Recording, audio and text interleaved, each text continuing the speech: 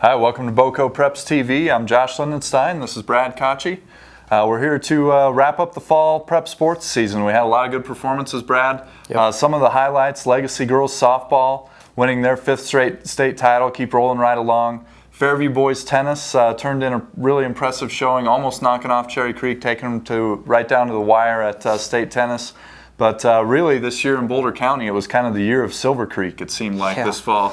Talk about the fall that they had a little bit. Yeah, well, all across the board, they had pretty good runs. Obviously, the big one is the football team, state runners up.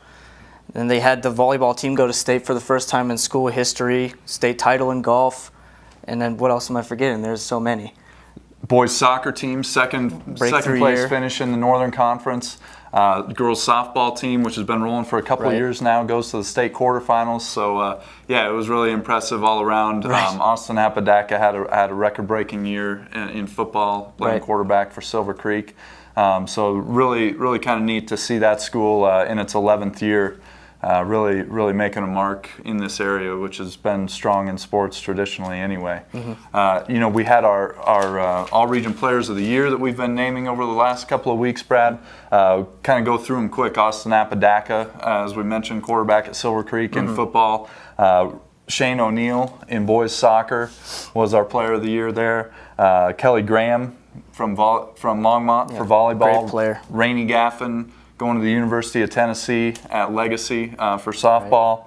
We had Kirk Webb win a state title in 5A cross country for Monarch. He was our boy. Kelly Robinson won her 3rd state title at Netherland on the girls' side in cross country.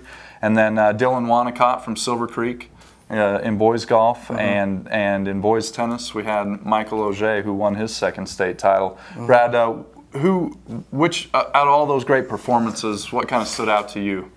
To me, really, Kelly Graham was such a special player for Longmont. She has been for so long now. She's been leading that team, and just from up front in the setting position, she's easily 6'1", and there really isn't anything on the court that she can't do. She can pass, she can hit, she can do it all, and she does do it all for that team. But also, Auger was impressive too. I mean, to bounce back and repeat as state champion, and Coach Mika Karonen said he thinks he's the best number 2 player in the state at any level.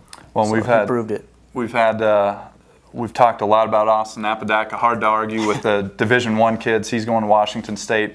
Rainey Gaffin going to University of Tennessee, as we mentioned in softball. But one that really stood out to me was Shane O'Neill at Fairview. Yeah.